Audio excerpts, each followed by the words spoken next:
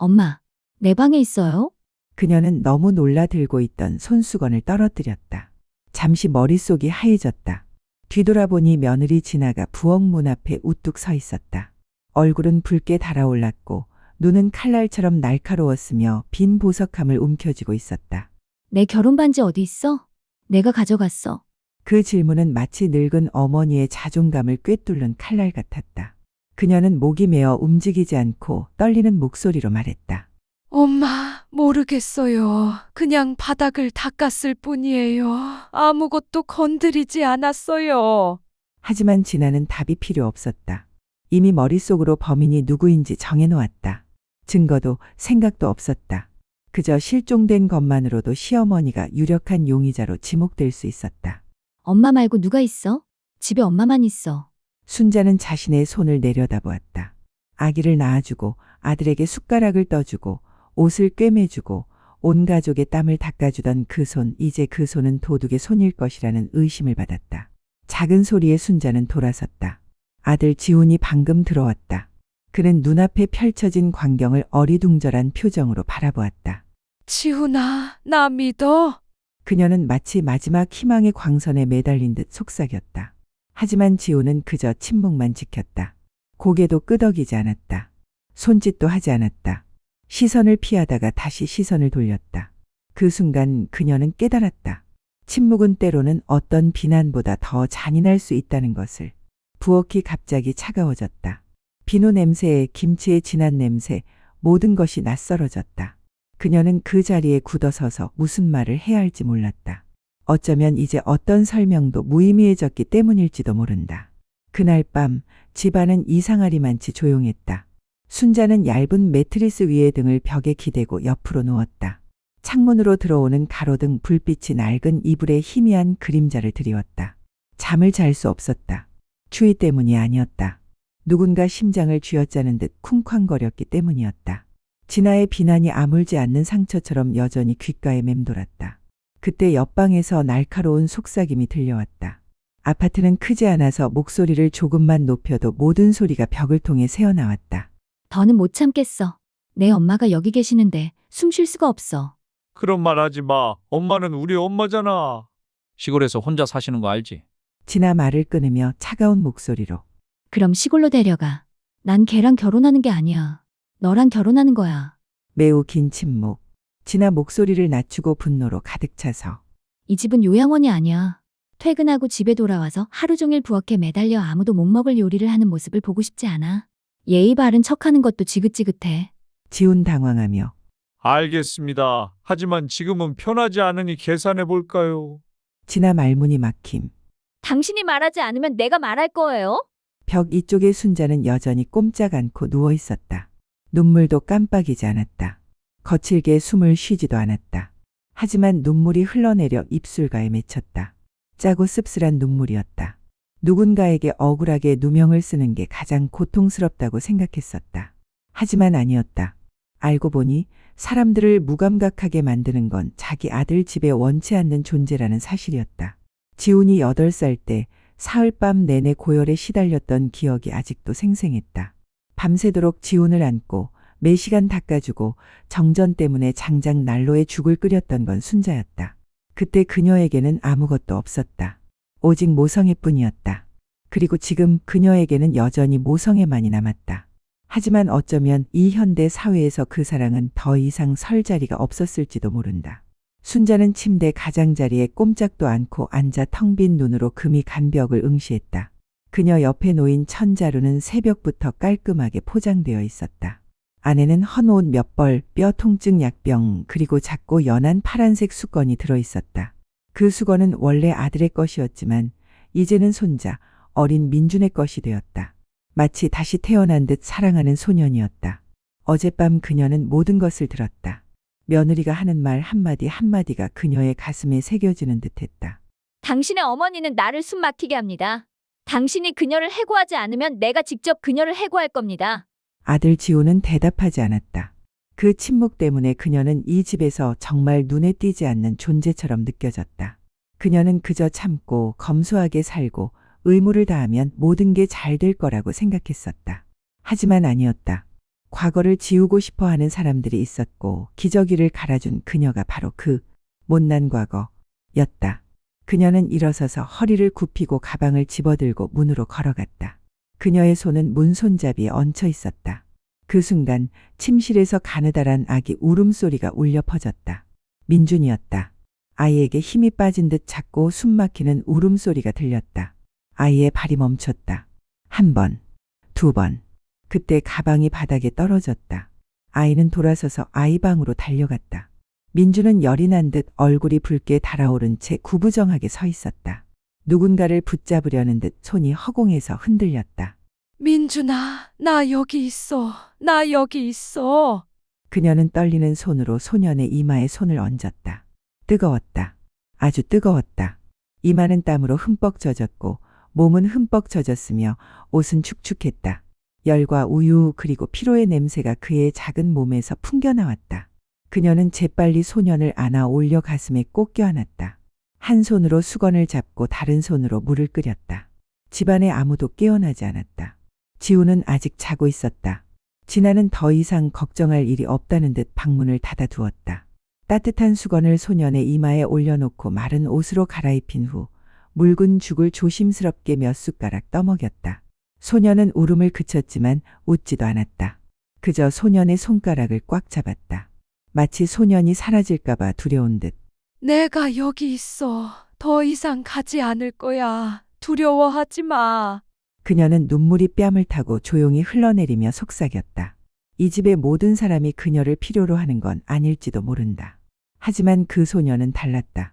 민주는 아직 말을 할 수 없었고 옳고 그름을 분별할 수 없었으며 누가 아빠를 낳았는지 누가 버려지는지도 몰랐다. 하지만 그는 누가 밤새도록 자신을 안아주었는지 열이 날 때 위로해 주었는지 한밤중에 공황 상태에 빠졌을 때 누가 자신을 안아주었는지 알고 있었다. 그리고 그녀에게는 그것만으로도 충분했다. 내가 가면 아기가 열이 날 때 누가 안아줄 거야. 열 내리려고 들깨 찢는 법 아는 사람. 약 먹는 시간 지켜줄 사람.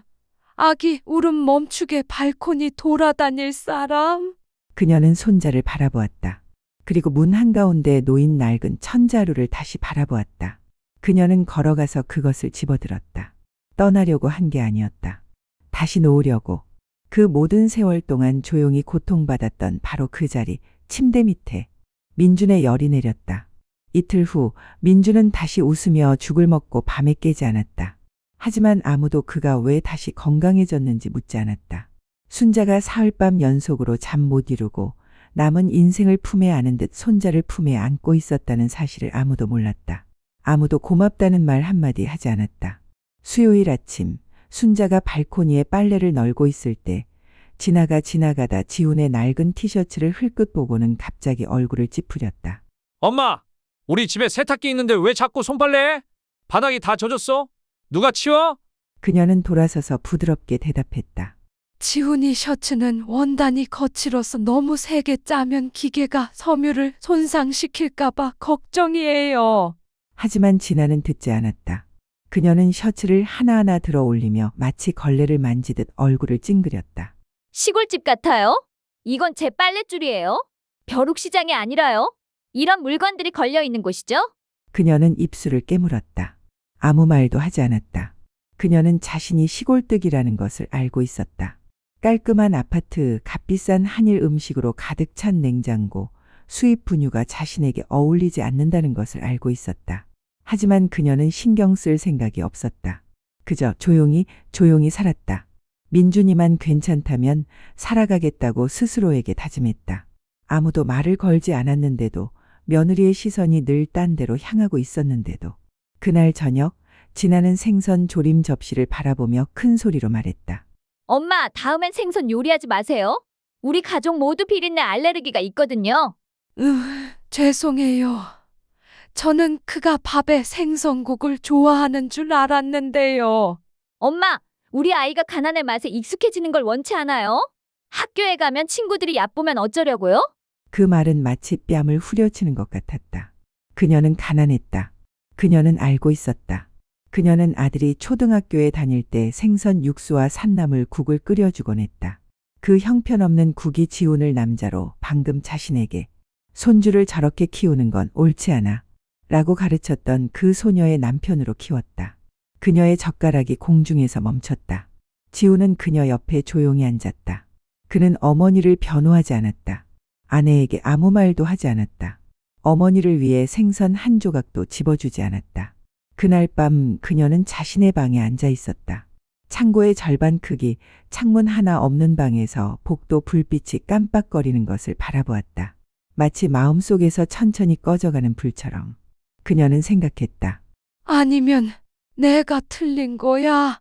왜 여기 남아? 다들 내가 사라지길 바라는데. 그날 오후 하늘은 흐렸다. 순자는 거실에서 민준을 안고 작은 플라스틱 딸랑이로 달래고 있었다. 민준은 이가 나고 보채고 가만히 누워있지를 못했다. 민준은 계속 몸부림치고 울고 보채고 있었다. 순자는 민준을 안고 등을 토닥이며 어렸을 때 지훈에게 불러주었던 자장가를 흥얼거렸다. 바람에 날리는 작은 메뚜기. 그런데 잠시 후 소년이 갑자기 버둥거렸다. 잠시라도 꽉 붙잡지 않은 채 민준은 그녀의 품에서 미끄러져 바닥으로 떨어졌다. 소리는 작았지만 그녀의 귀에는 천둥처럼 들렸다. 아이가 울부짖었다. 그녀는 당황하여 아이를 안아 올리며 말을 더듬었다. 맙소사, 미안해, 아파요. 그때 현관문이 열렸다. 진아가 밖에서 장복이 짐을 들고 들어왔다. 울음소리가 들리고 아들이 얼굴이 빨개지고 이마가 살짝 부은 채 바닥에 누워있는 것이 보였다. 진아는 짐을 바닥에 던지고 달려갔다. 뭐라고요? 날 떨어뜨렸다고요? 세상에, 도대체 무슨 베이비시터예요? 그녀는 당황했다. 그런 의도는 아니었어요. 너무 힘들어서 제때 참을 수가 없었어요. 일부러 그런 건 아니겠지? 아니면 내 엄마가 연세가 많으셔서 손이 떨리고 아무것도 못하셔서 그냥 살아남으려고 널 따라다니는 거야? 그녀는 깜짝 놀랐다. 그 말은 단순히 화가 난 게 아니었다. 며느리의 진심 어린 말이었다. 사실 오래전에 시골로 돌아갔어야 했는데 오래 있을수록 더 큰 문제를 일으키잖아? 이제 와서 널 다치게 하는 건가? 지훈이는 집에 돌아와 아들의 이마에 부어오른 것을 보고 달려가 아들을 안아 올리며 어머니를 원망스러운 눈빛으로 바라보았다. 무슨 짓을 해서 떨어지게 한 거야? 진아는 막말을 꺼내려던 순간 들고 있던 천 자루를 낚아채 바닥에 내던졌다. 내가 이 집에 가져온 건 골칫거리뿐이야. 어떤 시어머니가 날 넘어지게 내버려 두겠어. 진아가 떨리는 손으로 자루를 주우려 몸을 숙이자 진아가 손을 떼었다. 착한 척하지 마. 힘은 세지 않았지만 70살이 다 되어가는 발이 불안정하고 허리가 굽고 관절도 약한 그녀에게는 충분하고도 남았다. 그녀는 뒤로 넘어지며 딱딱한 바닥에 등을 부딪혔고 머리는 테이블 가장자리에 살짝 부딪혔다. 작지만 날카로운 탁 소리가 났다. 잠시 동안 아무도 아무 말도 하지 않았다. 그녀는 꼼짝도 하지 않았다. 신음소리도 눈물도 없었다. 그저 천장만 올려다보며 뺨을 타고 눈물이 흘러내렸다. 엄마 괜찮으세요? 지우는 당황한 듯 시선을 아래로 내렸다. 그녀는 속삭였다. 그녀는 머리에 손을 얹었다. 피는 나지 않았지만 얼굴은 창백했다. 잘 지내요. 그냥 조금 어지러울 뿐이에요. 하지만 그녀의 내면에는 무언가가 부서져 있었다. 뼈가 아니라 믿음이었다. 내가 이 아이를 낳았지. 생후 3년 동안 품에 안고 차가운 바람과 고열, 낙상에서 지켜줬지. 그리고 이제 아이가 넘어졌다는 이유만으로 나는 짐이 되었어. 죄인, 밀어내야 할 존재가 된 거야. 그녀는 조용히 일어서서 끈이 찢어진 천자루를 집어들었다. 그리고 그녀가 방에 들어가 문을 닫는 것을 아무도 막지 못했다. 낙상 이후 순자의 등은 마치 바늘로 혈관을 찌르는 듯 아팠다. 척추 전체가 눌리는 듯했고 옆으로 누울 때마다 이를 악물고 참았다. 그녀가 사는 작은 방은 창고 옆이었다. 창문도 햇살도 없이 퀴퀴한 냄새와 노란 등불만이 가득했다. 그녀는 마치 삶의 마지막 온기를 붙잡고 있는 듯 베개를 꼭 껴안고 웅크리고 있었다. 저녁 내내 아무도 문을 두드리지 않았고 아무도 그녀가 괜찮은지 묻지 않았다. 손자인 민주는 옆방에서 곤히 잠들어 있었다. 마치 아이들도 사랑이 필요하다는 걸 막 떠올린 듯 부모님이 번갈아가며 지켜보고 있었다. 그럼 그녀에게 남은 건 허리 통증뿐이었다. 그리고 그녀 안에 무언가가 죽어 있었다. 자정이 다 되어가고 시계가 12시를 막 쳤을 때 그녀는 일어나 앉으려고 애썼다. 식은땀이 쏟아지고 등은 축축했지만 그녀는 여전히 방 밖으로 나가려고 애썼다. 그녀는 부엌으로 향하며 그저 생각했다. 딱 한 알만 먹어요. 고통을 덜어주려고요. 그러면 내일 아침 일어나서 민준이를 위해 죽을 끓일 수 있을 거예요. 메인 불을 켤 엄두도 못 내고 휴대폰 손전등을 켰다. 혹시라도 그녀를 방해할까봐 두려웠다. 약장은 텅 비어 있었다. 첫 번째 서랍은 아무것도 없었다. 두 번째 서랍에는 붕대와 술뿐이었다. 세 번째 서랍도 텅 비어 있었다. 그녀는 한숨을 쉬었다. 손전등이 바닥을 비추고 있었다. 창문에서 불어오는 바람이 살며시 불어와 쓰레기통 아래 신문지 끝이 흔들렸다. 그녀는 문득 지나가 예전에 실수로 뜯지 않은 영양제를 쓰레기 봉투에 넣었던 기억이 떠올랐다. 혹시 이번에는 행운이 찾아올지도 몰랐다. 그녀는 천천히 무릎을 꿇고 쓰레기통 뚜껑을 조심스럽게 열었다. 커다란 비닐봉투 안에는 온갖 뜯지 않은 쓰레기들이 들어있었다. 도시락 상자, 티슈, 우유팩 그리고 잉크가 번진 흰 종이 한 장이 구겨져 있었다. 깊이 파고들 생각은 없었다. 하지만 직감에 이끌려 집어들었다. 그녀가 그것을 열고 빛을 비추자 그녀의 눈을 사로잡은 단어들이 그녀를 얼어붙게 만들었다. 전당포 빌, 서울 강남구 스카이뷰 아파트 지점, 담당자 진아, 품목 금팔찌, 대출 금액 250만 원. 그녀의 손이 종이를 떨어뜨렸다. 창문에서 불어오는 바람이 살며시 불어 종이 끝이 그녀의 다리에 닿았다. 마치 다정한 위로를 건네듯, 하지만 마치 뺨을 맞은 것처럼 아팠다. 결혼 반지, 며느리를 울린 것, 내가 훔쳤다고 비난한 것, 아들이 의심하게 만든 것, 내가 짐을 싸서 이 집을 떠나게 만든 것, 그 사람이 그 반지를 팔았나요? 그녀는 신문을 집어들었다. 다시 읽었다. 그리고 바닥에 앉았다. 눈물은 흘리지 않았다.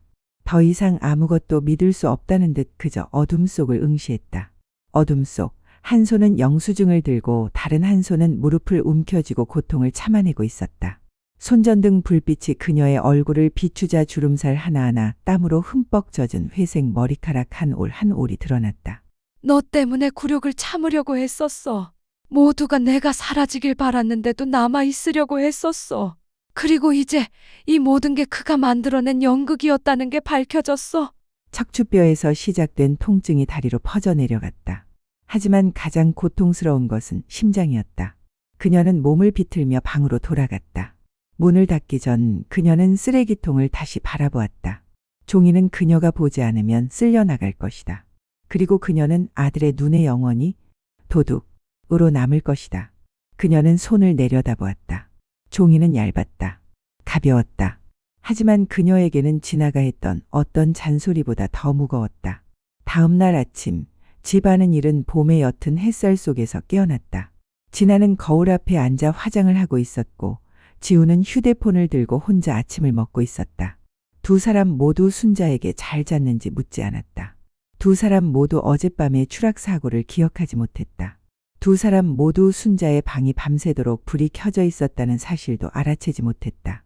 그녀는 손에 평평한 흰 종이 한 장을 들고 천천히 방을 나갔다. 처음 발견했을 때처럼 구겨지지는 않았다. 그녀는 밤새도록 지폐를 다림질하며 낡은 공책에 꾹 눌러 담았다. 이 삶에 대한 마지막 믿음을 억누르며 그녀는 아무 말도 하지 않았다. 그냥 거실 한가운데로 걸어갔다. 종이를 식탁 위에 올려놓았다. 이건 당신이 나를 판단하기 전에 꼭 읽어봐야 할 내용이에요. 진아는 눈살을 찌푸리며 아래를 내려다보았다. 한 번 쳐다보자마자 얼굴색이 순식간에 변했다. 이 왜 이런? 지훈이 고개를 들었다. 종이를 집어들고 훑어보았다. 눈이 휘둥그레지고 입술이 움직였다. 결혼 반지? 진아, 이게 뭐야? 아무도 대답하지 않았다. 대답은 필요 없었다. 영수증은 그녀의 모든 변명으로는 부족했던 것을 해냈다. 그녀가 거짓말을 한 적이 없다는 것을 증명했다. 절대 도둑질한 적이 없다는 것을. 너무 사랑하고 맹목적으로 믿었던 것 외에는 아무것도 잘못한 적이 없다는 것을. 그녀는 그들을 바라보았다. 생애 마지막에 그녀의 버팀목이 될 거라고 생각하며 소중히 키웠던 두 아이가 이제는 같은 혈족의 낯선 사람이 되었다. 그녀는 눈물 한 방울 흘리지 않고 부드럽게 말했다. 괜찮아. 너희 둘을 탓할 생각은 없어. 그냥 앞으로 너희 둘이 부모가 된다면 기억해줬으면 좋겠어. 피가 나지 않는 상처도 있고 절대 아물지 않는 상처도 있다는 걸. 진아는 돌아섰다. 감히 똑바로 볼 수도 없었다. 지우는 고개를 숙였다. 그의 입술이 떨렸다. 엄마 미안해요. 그녀는 미소 지었다. 슬픈 미소였지만 매우 평화로운 미소였다. 용서합니다. 하지만 잊을 수는 없습니다. 그녀는 돌아서서 방으로 돌아갔다. 10분 후 그녀는 어젯밤에 준비해 둔 작은 여행 가방을 꺼냈다. 낡은 천 가방은 여행 가방 옆면에 단단히 묶여 있었다. 시골에서 가져온 바로 그 가방이었다. 그녀는 지금 그것을 가지고 돌아오고 있었다. 문을 나서기 전 그녀는 돌아서서 마지막으로 한마디를 더했다. 아, 서류 작업은 이미 다 끝냈어. 시골집, 너희들이 나한테 서명을 강요할 수 있다고 생각했던 그 집은 이제 재산권 보호 대상이야. 나 없이는 누구도 양도하거나 팔거나 담보로 잡을 수 없어. 그러니 거짓말로 먹고 살고 싶다면 먼저 내 힘으로 살아라. 그때 그녀가 문을 열었다. 햇살이 그녀의 등에 직사광선을 쬐고 있었다. 작고 가냘프지만 이상하리만치 강렬했다. 아무도 그녀를 쫓아오지 않았다. 다시는 엄마라고 부르는 사람도 없었다. 문이 닫혔다. 여행 가방 바퀴가 덜컹거리는 소리가 들렸다. 그리고 그 순간 아마도 진아와 지우는 평생 처음으로 엄마를 잃는다. 는 것 그리고 여전히 살아있다는 것이 무엇을 의미하는지 깨달았을 것이다.